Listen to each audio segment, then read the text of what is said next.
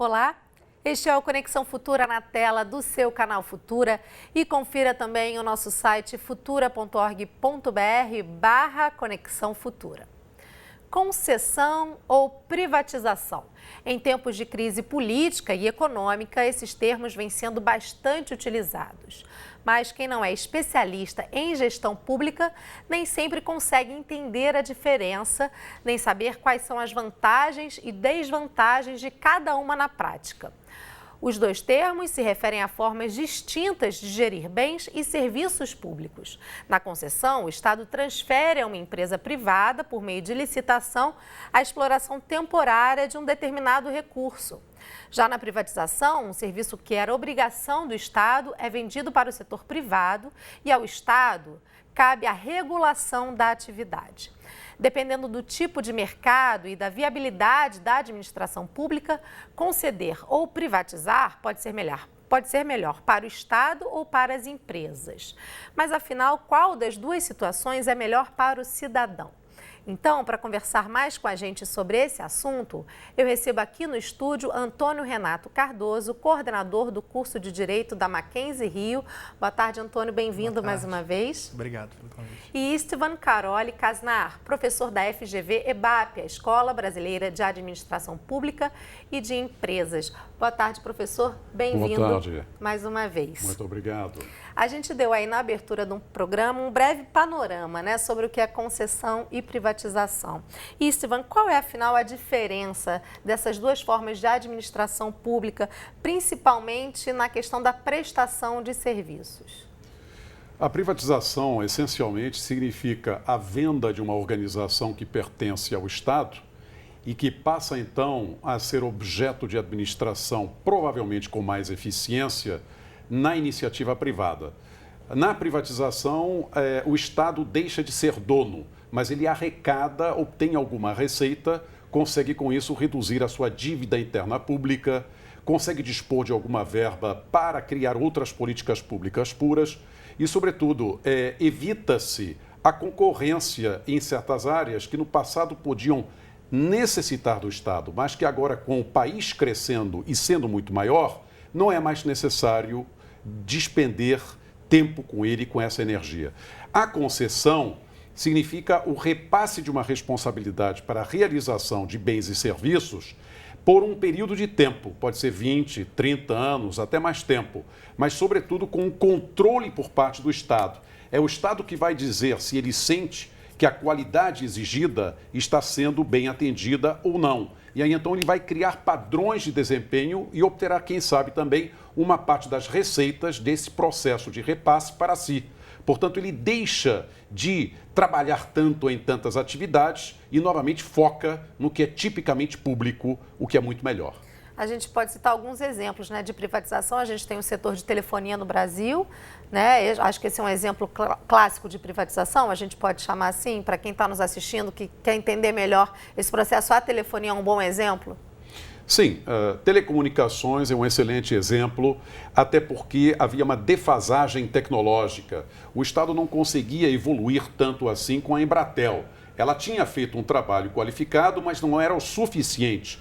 E também a tecnologia nesse campo evolui muito rapidamente. Então, as empresas permitiam, quando advindas do exterior, o aporte de uma tecnologia inovadora e que se substituía continuamente. Mas a privatização, ela não para apenas aí. Nós tivemos grandes mineradoras também, como a Vale, que foi privatizada, criou muito mais resultado com até muito menos gente, expandiu as atividades internacionais, gerando divisas para o Brasil. Portanto, o Brasil ganhou com isso. Agora, naturalmente, existem muitas questões de ordem política quando a gente pensa em privatização, porque a palavra no Brasil ainda tem uma pecha algo negativa. Frequentemente, a gente prefere até usar a terminologia desestatização para lembrar de que se trata de um Estado menor, mas que terá mais capacidade de gerar aquilo que é tão necessário para o público, que é o bem associado à educação, à saúde, onde é necessário se concentrar, e também, por que não dizer, segurança, infraestrutura e outras áreas que tais. Antônio, em relação às concessões, que exemplos a gente pode dar sobre essa forma de administração pública? As rodovias são um bom exemplo? Sim, as rodovias, né, tem um bom exemplo. Nós temos o transporte público, também é um bom exemplo, né? No Brasil, a gente passa por um processo de transição até de modalidades contratuais, né? Esse modelo tradicional de concessão que o Brasil adotou na década de 90, agora, a partir de 2004, nós evoluímos para as chamadas parcerias público-privadas, né? Que é um modelo de concessão também, né? Onde o Estado, na verdade, ele amplia essa sua participação, porque o Estado passa a ser sócio do privado. Nesse modelo de concessão anterior, né, um exemplo para tornar isso próximo, né, da sociedade, entrávamos, por exemplo, em um ônibus e vamos imaginar que a gente pagasse uma passagem no valor de R$5. Um exemplo. No modelo de concessão pela normativa de 95, esse valor ele era para manutenção e nós pagávamos isso ao empresário que prestava o serviço. Quando vem o modelo de concessão de 2004, que é o modelo da parceria público-privada, o Estado tem a possibilidade de até ser parceiro e repassar até 70% desse valor. Então, a gente tem a impressão de que nessa nova modalidade de concessão, que é a parceria público-privada, esse valor que seria de uma tarifa de R$5, isso pode cair para até R$1,50. Né? Foi um modelo, por exemplo, seguindo a sua fala da rodovia, que foi o modelo da Ponte Rio-Niterói aqui no Rio de Janeiro. O contrato de concessão anterior, né, previa e era baseado na normativa de 95, e agora com a parceria público-privada você tem uma redução no valor do pedágio da Ponte Rio-Niterói. Então, acho importante para ilustrar e para exemplificar. Né, acabou de passar até por uma mudança, né, a concessionária da ponte. Que falar em concessão hoje significa falar em uma concessão comum, que é uma concessão década de 90, que continua em vigor. Mas a partir de 2004, nós temos agora a chamada concessão patrocinada e a chamada concessão administrativa, que foi a que praticamente foi utilizada agora nas obras da Copa do Mundo e das Olimpíadas, né? Agora, então, independente, né, vamos desvincular essas questões ideológicas e políticas. A gente pode dizer que existem vantagens e desvantagens em relação a cada um desses modelos, ou existem setores em que esses modelos são melhor aplicados, né? Ou melhor a concessão ou melhor a privatização? Certamente que existem vantagens, mas também temos que olhar para as desvantagens, ou seja, é preciso balancear o assunto. A privatização permite efetivamente que uma organização que está gerando um bem que não necessariamente é tipicamente público, venha a ser gerado, administrado numa economia mais competitiva, liberal, capitalista, e essa empresa passe a gerar lucros, pague impostos, então com isso alimenta também no sistema contributivo fiscal o Estado, que se torna também mais forte porque consegue, arrecadando mais, entregar mais produtos e serviços para a sociedade. A privatização, ela faz com que o setor privado aporte capitais. Ora, hoje em dia, nós temos um Estado muito grande, com um índice de poupança muito baixo, ou ainda ele teve prioridades outras, aplicando recursos em outras áreas. Então, a privatização permite justamente que se tragam capitais do exterior também, muito mais baratos, dada a taxa de juros no Brasil. Isso é sumamente importante. Já no regime de concessão, uma das grandes vantagens é que o Estado passa a regulamentar mais e melhor, como o professor Antônio muito bem coloca, e, ao mesmo tempo, isso dá condições de o Estado ser um agente que orienta. Enquanto isso, a iniciativa privada, que tem uma capacidade de entender melhor de receitas, despesas, alocação de recursos com alta eficiência e competência, se preocupa em gerar até lucros e, com isso, em reinvestir. Então, cai dos ombros do Estado essa preocupação de arrumar poupança, arrumar recursos, o que, obviamente, é muito vantajoso para todos. Agora, em relação ao papel de cobrança do cidadão em relação aos serviços prestados nessas formas de administração pública. Por exemplo, quando temos uma concessão, no caso, por exemplo, você citou as rodovias, a Ponte Rio-Niterói, até o sistema de transporte público urbano também, é esse modelo de concessão. Como é que o cidadão pode cobrar quando a gente tem um serviço que é administrado por uma concessionária, Antônio? Quando o Estado toma essa decisão de transferir por um prazo determinado a uma empresa a prestação desse serviço, a Constituição Federal, no artigo 175, ela diz que as concessões de serviços públicos, que os serviços públicos, eles são obrigatórios que a prestação seja feita pelo Estado. A Constituição Federal ela marca isso. Serviço público é uma matéria de obrigação do Estado. Só que o Estado, por alguma razão, se declara incompetente para ser o prestador desse serviço. Então, ele toma uma decisão de abrir um procedimento licitatório e transferir isso para a iniciativa privada. Mas o serviço, constitucionalmente, a obrigação é dele. Então, ele transfere para essa empresa privada a prestação, mas que, como detentor constitucional desse serviço, ele tem a obrigação da fiscalização. Então, aí esses modelos eles vão mudar, porque a gente tem União, Estados e município, e a Constituição Federal também dá a esses entes a autonomia político-administrativa. Então, você corre o risco de chegar numa cidade A e o transporte público está sendo operado por uma empresa privada, mas fiscalizado por uma autarquia. Você chega num município B, isso está na mão de uma fundação. Você chega num município C, pode ser até que seja uma empresa pública prestando esse serviço. Então, o modelo ele vai ser mutável 5.000 vezes, porque nós temos mais de 5.000 municípios nesse país. Mas, como sendo um serviço público, a obrigação é do município, ou do Estado, ou da União, e o cidadão deve se reportar a esses entes federativos como utilizando das ouvidorias, utilizando das secretarias, o transporte, como citávamos, por exemplo, você tem dentro das secretarias as fiscalizações da área de transporte. Agora, no Rio de Janeiro, por conta das Olimpíadas, nós temos vários veículos no Rio de Janeiro que estão com aquele adesivo universal indicando a acessibilidade aos cadeirantes. São empresas privadas que prestam esse serviço. Mas o próprio município recentemente fez uma fiscalização e multou as empresas que, embora tendo o adesivo, não tinham a plataforma ou a plataforma não funcionava. Então, cabe ao cidadão identificar dentro do seu município a pasta responsável pelo controle daquele determinado serviço e se reportar a essa pasta e apresentar as suas reclames a essas entidades, ou às ouvidorias, ou aos departamentos de fiscalização. E cabe a essas entidades controlar o serviço, né? Não encontrando, existe também o Ministério Público, que hoje é muito atuante, principalmente o Ministério Público de Direitos Difusos.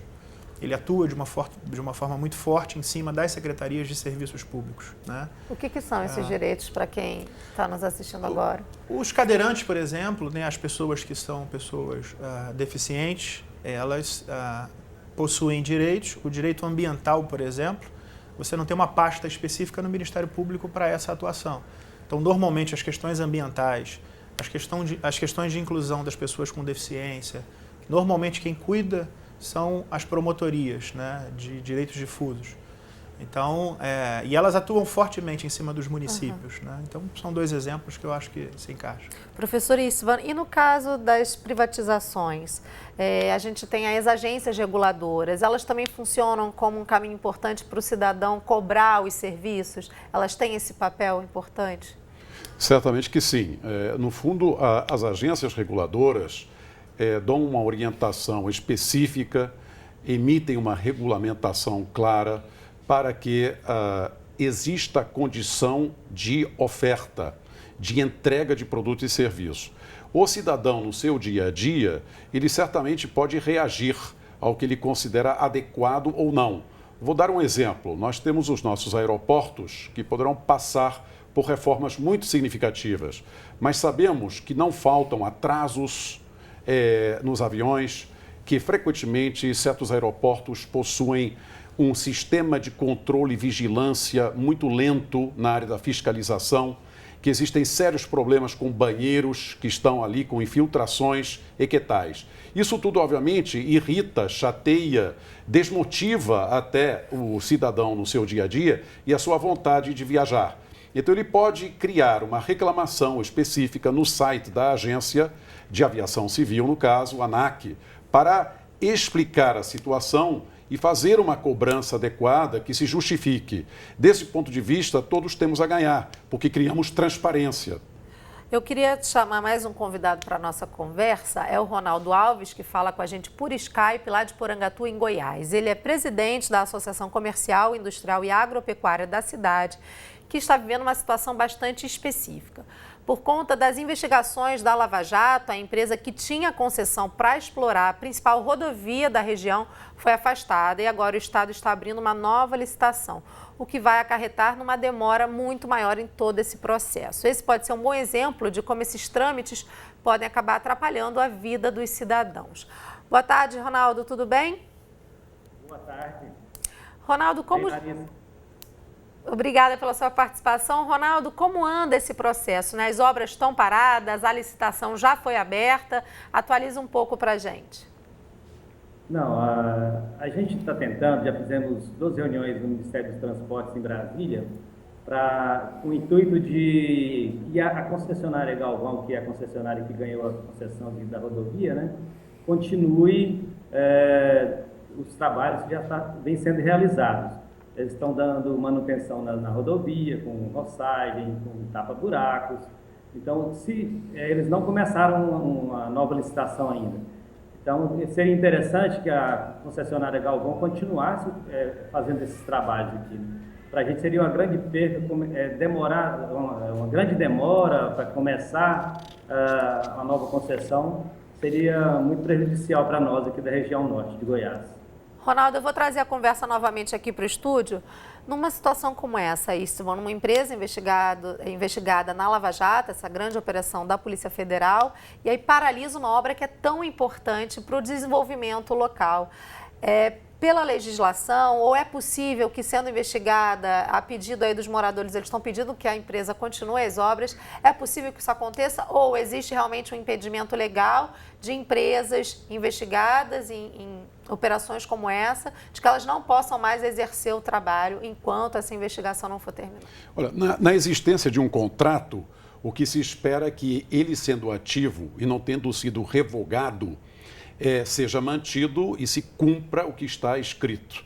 Portanto, na verdade, é preciso que se chegue à conclusão da obra e que ela seja entregue, obviamente, para a população. Naturalmente, organizações que passam por problemas jurídicos tão graves, estão sacrificadas em vários aspectos, podem receber menos recursos da União. A consequência é que, não tendo tanta verba, subitamente começam a paralisar uma ou outra obra. Então, sim, sem dúvida alguma, faz muito sentido que a comunidade reaja, transmita a informação de que ela está angustiada e preocupada, justifique a importância dessa obra e procure que essa empreitada se mantenha, aconteça e se complete. Se existe um interesse claro em dar continuidade a essa obra, porque o contrato não teve nenhum tipo de proibição realizado nela, certamente que é preciso procurar essa conclusão. Até porque meia ponte não tem efeito nenhum. Meia estrada é pior ainda. E o que nos interessa, antes de mais nada, não é exatamente como dizem no ditado popular, a cor do gato. O que nós queremos é que o gato coma o rato. Né? Então queremos que a estrada seja completada, porque aí ela vai dar satisfação a todos. Antônio, nesse sentido que o professor coloca, é possível a gente acelerar esse processo de licitação numa situação como essa de Porangatu? Pelo que o relato, né, que ele nos traz, a licitação já foi realizada, a empresa iniciou a obra e a empresa está sendo investigada. Quer dizer, ainda não foi concluída a investigação. Né? Então, como o professor Istvan bem dizia, a obra precisa ser concluída, existe um contrato que já foi estabelecido. Se posteriormente a empresa efetivamente não tiver condições de cumprir com essa obrigação, o município tem a possibilidade de, na legislação, na própria lei de licitações, fazer uma contratação direta de uma outra empresa, desde que fundamentada no contrato administrativo. Né? A legislação tem... Mas parece que o Estado já abriu uma nova licitação. Acho que pelo que o Ronaldo colocou, posso até confirmar com ele. Não percebi, mas... Acho que tem essa situação, a gente confirma. Se a licitação já foi aberta, né, eles poderiam ter feito um termo de ajustamento de conduta também nesse tipo de situação. Porque você poderia ter contratado uma empresa no regime de urgência, por exatamente, exemplo. Em caráter emergencial, você contrata uma empresa, a empresa conclui a obra, né? E posteriormente o município, via uma ação de regresso, ele retorna na primeira empresa, apresenta a conta, diz, olha, a segunda empresa que concluiu a obra gastou X milhões. Eu estou movendo uma ação regressiva para que vocês que tinham um contrato Então, reparem ao cofre público esse valor que foi gasto, né? Mas existem recursos também, como eu dizia, do chamado termo de ajustamento de conduta, onde você chama o Ministério Público, onde você chama o prefeito local, onde você chama o presidente da comissão de licitação, o presidente da empreiteira, sentam todos, estabelecem um ajuste e concluem, né, a obra. Ronaldo, você continua com a gente? Larissa, justamente isso que foi a solicitação dos prefeitos de cidades que margeiam a BR-153, que é a Belém Brasília aqui, né? Para que seja feito um ajustamento de conduta, para que a própria concessionária Galvão continue prestando serviço e continue trabalhando para que seja feita essa duplicação. A intenção da empresa concessionária Galvão, que teria um financiamento do BNDES e não vai ser possível, né, devido às questões burocráticas da questão da Lava Jato, eles pediram um prazo para eles já começarem a colocar pelo menos 3 pedágios, para começarem a arrecadação, para dentro de 5 anos eles já estarem trabalhando, duplicando a BR-153. Quer dizer, então essa nova licitação não foi aberta, é isso? Ainda não. Essa era a informação que a gente tinha. Então, o professor Antônio estava correto. Eu que me equivoquei aqui. Qual é a expectativa de vocês, então, Ronaldo, os próximos passos? O que vocês estão aguardando e como vocês estão mobilizando para dar continuidade, então, a essas obras? Todos os prefeitos que são interessados, né, estão buscando, junto ao Ministério dos Transportes, foram feitas 2 reuniões em Brasília com eles, né, almejando dar continuidade com a concessionária Galvão, para que não percamos essa empresa que já está instalada, já está trabalhando e que possa dar continuidade ao trabalho que já vem sendo realizado. Então, Antônio, para a gente entender, nós que não somos aí da região, qual é a importância dessa rodovia para o desenvolvimento local, para a gente encerrar, por favor? É bastante importante. Essa rodovia, ela corta o Brasil inteiro, né? E é uma ligação com a região norte. Nós estamos aqui quase na divisa do estado de Goiás com Tocantins. Então, uma região bastante esquecida, e com essa duplicação, com certeza trariam divisas para toda a região norte, principalmente para o norte do Brasil, né? Bacana. Ronaldo, eu queria agradecer a sua participação. A gente vai continuar acompanhando aí o caso. Espero que a gente tenha ajudado aí a dar continuidade a esse processo e chamar a atenção para esse caso também. Muito obrigada, viu? Colocamos à disposição. Obrigada, boa sorte aí para vocês. Professor, o senhor queria fazer alguma observação? Eu interrompi. Sim, eu creio que essa obra em Goiás é vital e ela, no fundo, é de infraestrutura. Nós, no Brasil, temos um seríssimo problema que o governo federal só está conseguindo investir 2,6% do seu produto interno bruto especificamente em infraestrutura. É muito pouco. Então, estamos engargalados e estamos vendo um caso prático como esse. Isso significa que é preciso, no fundo, criar uma legislação mais flexível, evitar que 30% de impostos representem sobre o valor dos investimentos feitos pelo setor privado o aporte de capital que garante e assegura o processo de evolução de projetos. Ou seja, temos que fazer também uma reforma tributária adequada para que a privatização aconteça. Necessitamos criar condições que facilitam o aporte de capital urgentemente. De praticamente 2012 para 2016, nós temos tido poucas medidas que venham a facilitar este processo de investimentos maiores. E nós vemos um projeto como o PAC, Plano de Aceleração do Crescimento, praticamente parado. Paralisado. Isso é importante também para que o dinheiro da privatização seja revertido, como a gente colocou no meio do programa, para as melhorias, né, e para projetos que tenham realmente impacto para a sociedade, né? É importante que a gente garanta também que esse dinheiro seja revertido para o desenvolvimento do país, né, Antônio? Existe, na verdade, uma grande insegurança, né, quando se fala em investimento no país. Esse processo de mudança na legislação, dessa modalidade de concessão comum, né, que a gente está tratando do tema da concessão, para a parceria público-privada, para as PPPs, é resultado disso. A cada 4 anos, você tem o risco de ter um novo país. A cada 4 anos, uma bandeira política cai e outra bandeira política pode se erguer. E, infelizmente, o brasileiro não tem essa tradição de respeitar o contrato. Então, hoje eu estabeleço um contrato e aquele contrato é praticamente um contrato com um governo, que daqui a 4 anos esse governo não se sustenta. E, historicamente, simplesmente o governo novo, ele entra, reincide os contratos anteriores e vira para o empresário e diz, vai para a porta do judiciário, porque lá é o local melhor que você tem para reclamar. Contrata outras empresas e dá continuidade aos trabalhos.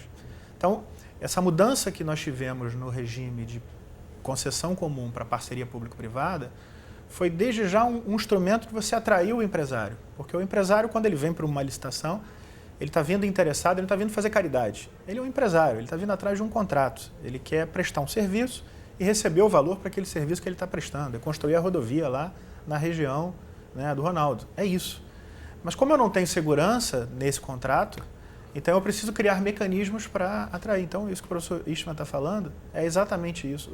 O país ainda não conseguiu, ainda com a mudança da legislação, atrair o investimento, atrair o empresário com segurança para os contratos que serão estabelecidos. Quer dizer, essa é uma questão de Estado e não de governo, né, professor? Sem dúvida, é uma questão tipicamente de atuação do Estado e a gente não deveria olhar para a atividade de cada um dos governantes ou dos partidos políticos, mas sim criar um modo de continuidade na ação legal e também, obviamente, da produção de bens públicos. Eu creio que, nesse sentido, está muito bem acentuado isto que o professor Antônio bem coloca. Agora, eu atrairia também a atenção para alguns pontos adicionais.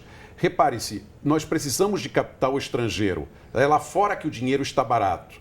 Se temos um Infraero, que até aceita ser um acionista minoritário a 49% de projetos aeroportuários, mas, ao mesmo tempo, nós estamos criando uma limitação para que apenas o capital estrangeiro participe, como atualmente deve, com no máximo 20%, é muito pouco. Então, não tem vontade o estrangeiro de vir para cá. Ora, nós aqui temos uma taxa de juros mínima de 14,25% pela taxa Selic, ao passo que lá fora tem gente desesperada que está oferecendo dinheiro a menos 0,5% ao ano, ou seja, com deflação. Então, a gente tem que criar condições de gerar uma mobilização empresarial amiga para que o capital estrangeiro venha ao Brasil.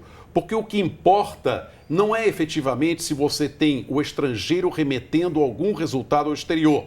É se nós conseguimos, como nacionais que somos e brasileiros que somos, utilizar bem a infraestrutura da qual tão bem necessitamos. Como nós paralisamos uma boa parte da infraestrutura, em termos de investimentos, nós temos hoje uma logística pouco competitiva, então exportamos muito menos. E estamos com isso, obviamente, dependendo cada vez mais de um futuro que tem que se abrir. E é essa a grande questão do momento. Que a gente tenha capaz também de olhar para esses serviços e cobrar, né, tanto o Estado quanto nós cidadãos. São muitos aspectos, infelizmente nosso tempo já estourou, estourou, então eu tenho que ir e encerrar a conversa. Obrigada mais uma vez, eu queria agradecer a presença, foi uma conversa super bacana. Gostaria de agradecer também as informações que vocês trouxeram para a gente hoje. Até uma próxima oportunidade. Muito obrigado. Apenas lembrando que parcerias público-privadas, até no Brasil, começaram com Dom Pedro II. Então isso tem uma história muito longa. Nós temos aqui aprimorar. Não é novidade. Bom, a você de casa também, obrigada pela sua companhia. Eu lembro que o Conexão Futura vai ao ar de segunda a sexta na tela do canal Futura e a qualquer hora do dia e da noite no nosso site futura.org.br/Conexão Futura. Um abraço e até a próxima.